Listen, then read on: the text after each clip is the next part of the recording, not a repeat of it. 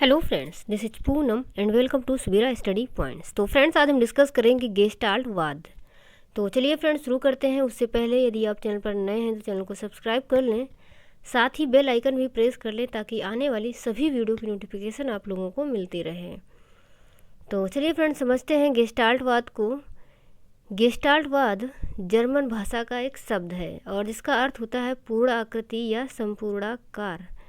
और इसके जो प्रतिपादक हैं वो हैं वर्दीमर, और वर्दीमर को ही गेस्टाल्टवाद का जनक माना जाता है। साथ ही जो गेस्टाल्टवाद के प्रमुख विचारक हैं वो भी वर्दीमर ही हैं। इसके अलावा इसके जो प्रयोगकर्ता थे, मतलब गेस्टाल्टवाद में जो प्रयोग किया था तो वो प्रयोग किया था कोहलर ने।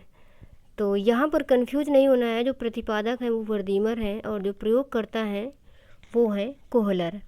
साथ ही इनके साथ और भी मनोवैज्ञानिक थे, जैसे कि कोफका थे, कुर्ट लेविन थे।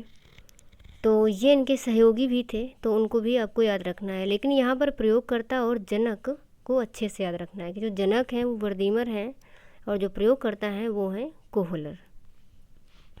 इसके अलावा इसका जो प्रतिपादन किया गया था ये किया गया था 1912 में, तो ये भी आपको याद रखना है। और उसके बाद जो गेस्टाल्टवाद है, इसका कहना ये है कि जब तक समस्या दिखाई नहीं देगी तब तक हल नहीं होगा। मतलब कि हमें यदि किसी समस्या का हल निकालना है तो हमारे सामने पूरी समस्या होनी चाहिए। जब हमारे सामने पूरी समस्या होगी तभी हम उसको समझ पाएंगे और किस तरीके से उसका हल निकाला जाए तभी हम सोच पाएंगे। यानी कि आधी अधूरी यदि समस्या है तो हम उसका सॉल्यूशन नहीं कर पाएंगे। तो हमारे सामने जो कोई भी समस्या है वो पूरी तरीके से होनी चाहिए, यानी कि पूर्ण रूप में होनी चाहिए। जैसे कि आपसे अगर मान लो बोल दिया जाए कि आप हमें 2 पेन की कीमत बताओ, तो ये समस्या अधूरी है, क्योंकि आपको जब तक 1 पेन की कीमत नहीं पता है तो आप 2 की भी नहीं बता पाओगे। यदि हम आपको बता दें कि 1 पेन 2 रुपये का है या 5 रुपये का है तो फिर आप 2 पेन की भी कीमत बता पाओगे। लेकिन अगर हम डायरेक्टली आपसे पूछें कि 2 पेन की कीमत बताओ तो आप नहीं बता पाएंगे, क्योंकि आपको यही नहीं पता है कि 1 पेन कितने का मिला है। तो यानी कि समस्या पूरी होनी चाहिए। जब समस्या पूरी होगी तभी आप उसका हल निकाल पाएंगे। इसके अलावा कोहलर ने जो अपना प्रयोग किया था वो टेंडिंग द्वीप के केनारी शहर में किया था। यानी कि जो केनारी नामक शहर है, और ये स्थित कहाँ पर है, ये स्थित है टेंडिंग द्वीप पर। तो इन्होंने अपना प्रयोग टेंडिंग द्वीप के किनारी शहर में किया था। साथ ही इन्होंने अपने प्रयोग में कुल 6 वनमानुषों को लिया था, मतलब 6 वनमानुष पर इन्होंने प्रयोग किया था। किंतु इनका जो प्रसिद्ध प्रयोग है वो सुल्तान पर हुआ। अब आगे बात कर लेते हैं कि जो इन्होंने सिद्धांत दिया है, इस सिद्धांत के कुछ नाम हैं। एक तो सूझ का सिद्धांत के नाम से जाना जाता है, अंतर्दृष्टि का सिद्धांत, आरोपण का सिद्धांत और संपूर्णवाद, समग्रवाद या फिर अवयवीवाद का। तो ये सभी आपको याद रखने हैं। सिद्धांत एक ही सिद्धांत है, इनको इन अलग अलग नामों से जाना जाता है। सूझ का सिद्धांत, अंतर्दृष्टि का सिद्धांत या फिर आरोपण का सिद्धांत, संपूर्णवाद, समग्रवाद या अवयवीवाद का सिद्धांत। इसके अलावा इन्होंने यहाँ पर बताया था कि जो समस्या होती है, मतलब हमें जब किसी भी समस्या का समाधान निकालना है तो पहले हमारे सामने कोई समस्या होती है, यानी कि पूरी तरीके से समस्या होनी चाहिए। उसके बाद उस पर हम अंतर्दृष्टि करते हैं। अंतर्दृष्टि से मतलब होता है कि कुछ ना कुछ हम विचार करते हैं, यानी कि हमारे सामने समस्या है, फिर हम उस पर विचार करेंगे, तो उसको अंतर्दृष्टि कहते हैं। विचार करने के बाद फिर जब हम विचार करेंगे, काफ़ी टाइम विचार करते रहेंगे, सोचते रहेंगे कि कैसे क्या करना है, तो अचानक हमारे मन में एक सूझ आएगी। तो सूझ आने के बाद फिर उस समस्या का हल निकल आएगा, यानी कि उसका समाधान हम निकाल लेंगे। तो ये सारी जो चीज़ें हैं उन्होंने कैसे बताई थी, उस सुल्तान नामक चिंपैंजी पर प्रयोग करके। उन्होंने प्रयोग कैसे किया था, उन्होंने जो सुल्तान नामक चिंपैंजी था उस पर प्रयोग किया था, मतलब उसको एक बॉक्स में बंद कर दिया था और उसके सामने 4 अलग अलग परिस्थितियाँ रखी थी।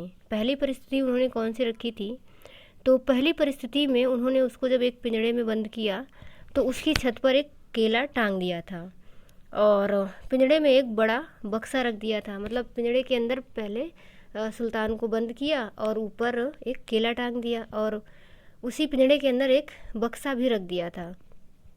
और जो सुल्तान है वो भूखा था, तो वो केले को खाने की सोच रहा था, पर मतलब काफ़ी टाइम तक सोचता रहता है, लेकिन उसको लगता है कैसे केले तक पहुंचूं।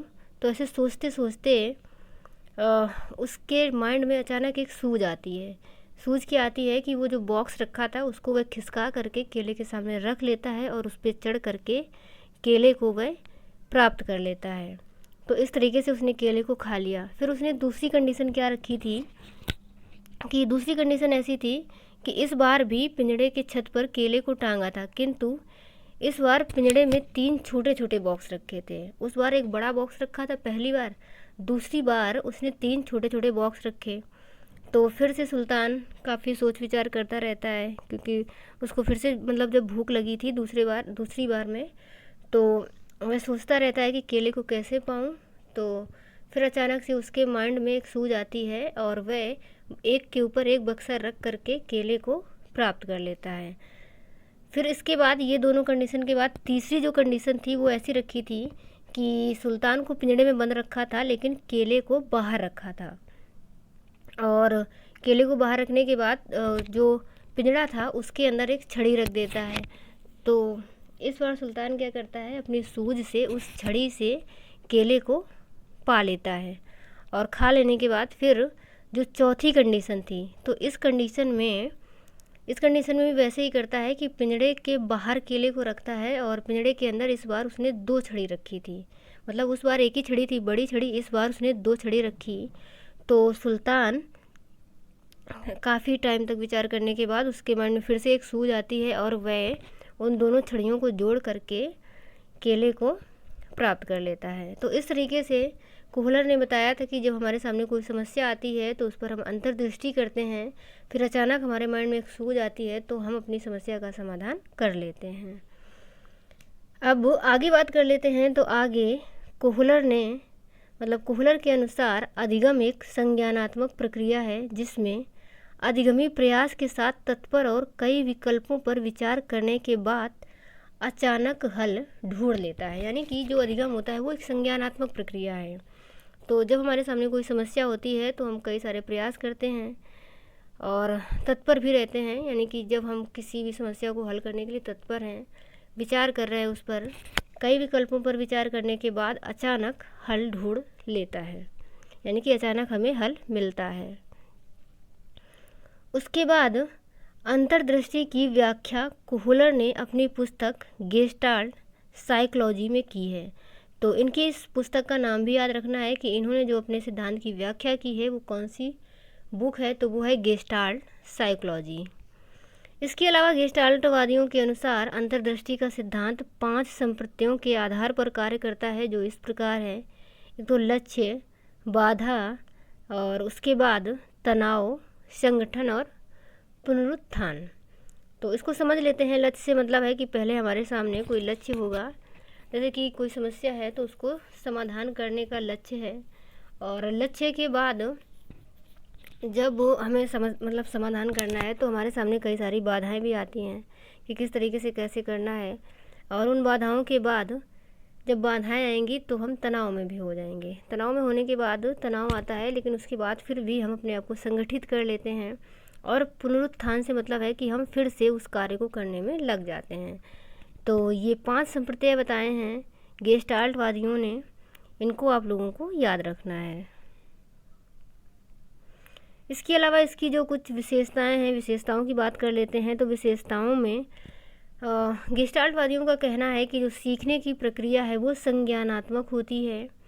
इसके अलावा अधिगम या सीखना अचानक होता है, जैसा कि हमने सिद्धांत में पढ़ा ही कि एकदम से अचानक कोई सूझ या विचार हमारे दिमाग में आता है, उसके बाद हम समस्या का समाधान कर लेते हैं। तो इसी तरीके से गेस्टाल्टवादियों ने कहा है कि जो सीखना होता है वो अचानक होता है। इसके अलावा सीखने की प्रकृति स्थायी होती है। मतलब यहाँ पर क्योंकि हमने काफ़ी सोच विचार करके काफ़ी टाइम के बाद जब सीखा है तो जो सीखने की प्रकृति होगी वो स्थायी होगी। और सीखने की प्रक्रिया जो होती है वो यंत्रवत नहीं होती है। तो ये चीज़ें आपको याद रखनी है कि विशेषताओं में क्या क्या है। एक तो सीखने की प्रक्रिया संज्ञानात्मक, सीखना अचानक होता है, और सीखने की प्रकृति जो है वो स्थायी होती है। साथ ही जो सीखने की प्रक्रिया है वो यंत्रवत नहीं होती।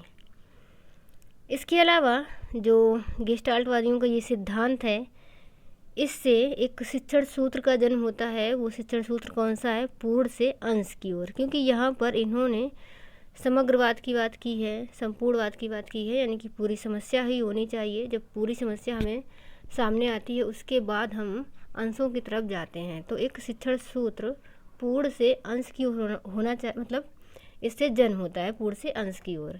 यानी कि जब भी हम बच्चों को कुछ सिखा रहे होते हैं तो बच्चों के सामने भी हमें पूरी समस्या रखनी है, ताकि बच्चा जो है उस समस्या के बारे में पूरी तरीके से सोच सके। तो ये पूर्ण से अंश की ओर एक सूत्र का जन्म होता है। इसके अलावा इसी सिद्धांत से समस्या विधि व विश्लेषण विधि का भी जन्म होता है। तो चलिए फ्रेंड्स, आज की वीडियो में हम इतना ही रखते हैं, और मैं आशा करती हूँ कि आप लोगों को ये सिद्धांत अच्छे समझ में आ गया होगा। एंड आगे मिलेंगे अगले वीडियो में, तब तक के लिए bye bye and take care.